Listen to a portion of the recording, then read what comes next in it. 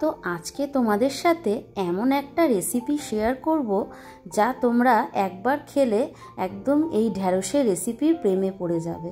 তো যারা তোমরা ঢ্যাঁড়স খাও না, ঢ্যাঁড়সটা হড়হড়ের ভয়তে, তো এই রেসিপিটা একদমই কোনো রকম হড়হড়ে হবে না, দারুণ খেতে হবে। চলো বানিয়ে নিই রেসিপিটা। তার জন্য দেখো ঢ্যাঁড়স নিয়ে নিয়েছি। তো ঢ্যাঁড়সটা একদমই কচি কচি, একদম ছোট্ট ছোট্ট একটু সাইজের ঢ্যাঁড়স নিয়েছি। আগে থেকে ধুয়ে জল ঝরিয়ে নিয়ে এবার কাপড়ের সাহায্যে ভালো করে জলটাকে একদম শুকনো করে নিতে হবে, যেন একটুও ঢ্যাঁড়সে কোনো রকম জল থাকে না, পুরো একদম শুকিয়ে নিতে হবে। তারপর ঢ্যাঁড়সটাকে নিয়ে ঢ্যাঁড়সের ওপরের অংশ আর পেছন থেকে কিছুটা অংশ কেটে নেব। কেটে নেওয়ার পর এইভাবে একটু চিড়ে নিয়ে তো ভেতর থেকে দেখে নেব যে ভেতরে কোনো রকম পোকা টোকা আছে কিনা। তো এইভাবে সমস্ত ঢ্যাঁড়সগুলোই আমি চিড়া লাগিয়ে কেটে নিচ্ছি। তো চিড়া লাগালে কি হবে বলো তো, ভেতরে যেমন মশলাটাও ঢুকবে আর রান্নাটাও খুব সহজে তাড়াতাড়ি হয়ে যাবে। এবারে সমস্ত ঢ্যাঁড়সগুলো কাটা হয়ে গেছে, তো আমি বাটিতে তুলে নিলাম। এবার ঢ্যাঁড়সটাকে আমি একটু ম্যারিনেট করব। তার জন্য দেখো একটু দিলাম নুন, তারপর দিয়ে দেব একটু লঙ্কার গুঁড়ো। তো এটা কাশ্মীরি লঙ্কার গুঁড়ো, এটাতে কোনো রকম ঝাল হবে না, কিন্তু দারুণ একটা কালার হবে। আর একটু দিয়ে দেব হলুদ, আর এইগুলো দিয়েই ম্যারিনেট করব। তো এর মধ্যে আরও এমন একটা জিনিস, সিক্রেট জিনিস দেব, এই লেবুটা, যার ফলে একদমই ঢ্যাঁড়সের যে হড়হড়ে ভাবটা সেটা একদমই কাটিয়ে দেবে। তো অর্ধেক সাইজের একটা লেবুকে আমি রসটাকে চিপে দিয়ে দিলাম। আর এটা হলো বেসন, এখানে 2 চামচ মতন বেসন আছে, সেটাকে একদম ভালো করে এই ভেন্ডির গায়ে একদম মাখিয়ে নেব। মাখিয়ে নিলে কি হবে, একদম যে ভেন্ডি থেকে যে একটা হড়হড়ে মতন ভাব বেরোয় সেটা একদমই হবে না। ম্যারিনেট করে কিছুক্ষণ ঢেকে রাখবো। তারপরে ভেন্ডিটাকে একটু ভেজে নেব। কড়াইতে একটু তেল গরম করে নিলাম, নিয়ে ভেন্ডিটাকে ভাজবো। যখন আমরা এই লেবুর রসটা মাখাই না আর এই যে বেসনটা দিই, তার ফলে ভেন্ডিটা একদম ড্রাই থাকে। আমরা যখন কড়াইতে ঢ্যাঁড়সটা চাপাই তখন কেমন একটা হড়হড়ে মতন তার মতন একটা আসে না, সেইটা একদমই হবে না। এইভাবে সমস্ত ভেন্ডিগুলো ভেজে আমি প্লেটে তুলে রাখলাম। তারপরে নেক্সট আমি প্রিপারেশানটা করব। চলো দেখো, ওই একই ফ্রাইং প্যানে আমি আবারও একটু তেল গরম করে নিলাম, নিয়ে একটা পেঁয়াজ নিয়ে নিয়েছি। সেই পেঁয়াজটাকে একটু বড় বড় করে এইভাবে স্লাইস করে নিয়েছি। এইভাবে একটু হালকা ভেজে তুলে রাখবো। এটা একদমই অপশনাল, তোমরা এটা না চাইলে নাও করতে পারো, কারণ কি এটা আমার একটু দিলে ভালো হয়। এটা আমি একটা ধাবাতে খেয়েছিলাম, তো সেখানে এইরকমইভাবে একটু পেঁয়াজের যে স্লাইসগুলো হালকা ফ্রাই করে দেওয়া ছিল।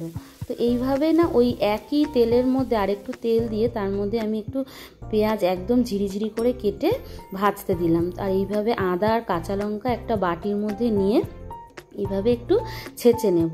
তো এটাকে না একদমই আদা আর কাঁচা লঙ্কাটাকে পেস্ট করবে না, এইভাবে একটু ছেঁচেই দিতে হবে।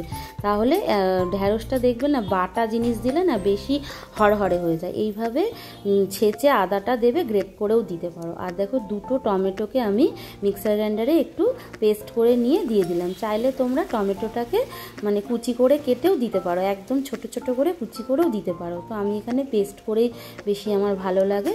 তারপরে দিয়ে দিলাম একটু নুন আর একটু হলুদ। নুনটা কিন্তু বুঝে দেবে, কারণ কি আগেও কিন্তু নুন ব্যবহার করেছিলাম, তাই নুনটা খুবই সামান্য করে দিলাম। এবার ঢেকে দিলাম। ততক্ষণে আরও একটা প্রিপারেশন করে নিই। দই নিয়ে নিয়েছি 3 চামচ, একটু জিরে গুঁড়ো, একটু ধনে গুঁড়ো আর একটু লঙ্কার গুঁড়ো, আর এই কালো নুন। এই কালো নুনটা কেউ মিস করবে না। আর একটু চিনি। কালো নুনটা দিলে না দারুণ একটা চটপটে টাইপের ঢ্যাঁড়সটা খেতে হয়, খুবই ভালো হয়। আর দিয়ে দিলাম সমস্ত দইটা দিয়ে গ্যাসের ফ্লেমটা জোর কমিয়ে দেবো, দিয়ে এটাকে মিশিয়ে নেব সমস্ত টমেটোর পেস্টের সাথে। আর একটু বাটিটা ধুয়েও জলটা দিয়ে দিলাম। আর গ্যাসের ফ্লেমটা লো করে রেখে দিয়ে আমি এইটাকে কষাবো। তারপরে একটু ঢাকনা দিয়ে দিলাম, কষতে থাকলো। কষা হয়ে গেলে ঢাকনাটা খুলে দেখো কি দারুণ কালারটা হয়েছে না, একদম যেমন দারুণ কালারটা হয় না, খেতেও তো এরকম দুর্দান্ত হয়। এইবার দেখো মশলা থেকে তেল ছেড়ে গেছে, তখন আমি ঢ্যাঁড়সটা দিয়ে দিলাম। দিয়ে এইভাবে মশলার সাথে ঢ্যাঁড়সটাকে একটু নাড়াচাড়া করে নিলাম। যদি প্রয়োজন হয় জল দিয়ে কষাবে। আর কষানো হয়ে গেলে দেখো একটু অল্প করে জল দিলাম, কারণ ঢ্যাঁড়সটা তোমরা বুঝে দেবে, ঢ্যাঁড়সটা যেমন পরিমাণে সেদ্ধ হয়েছে ভাজাতে সেই বুঝে জলটা দেবে। দিয়ে দিলাম ওপর থেকে একটু গরম মশলা, আর দিয়ে দেবো একটু কাসুরি মেথি। কাসুরি মেথিটা একটু ড্রাই রোস্ট করে নিয়েছিলাম, সেটাকে হাতের সাহায্যে একটু গুঁড়ো করে ওপর থেকে ছড়িয়ে দিলাম। দিয়ে এবার সমস্ত এগুলোকে আবার মিশিয়ে দেবো। মিশিয়ে দিয়ে এবার যদি মনে হয় একটু জলের প্রয়োজন আছে তবেই জলটা অ্যাড করবে, নয়তো জল দেওয়ার কোনো প্রয়োজন নেই। এবার দেখো, এবার একটু ঢাকনা বন্ধ করে আমি এবার একটু কিছুক্ষণ এটা রেখে দেবো। এবার উপর থেকে দিয়ে দিচ্ছি ধনে পাতা কুচি দিয়ে তারপরে আমি একটু ঢাকনা বন্ধ করে 2 মিনিট একটু হালকা আঁচে রেখে দিলাম। এবার ঢাকনা খুলে ওপর থেকে ভাজা পেঁয়াজটা ছড়িয়ে দিলাম, দিয়ে এবার নামিয়ে নেব। দারুণ স্বাদের ভেন্ডি একদম তৈরি।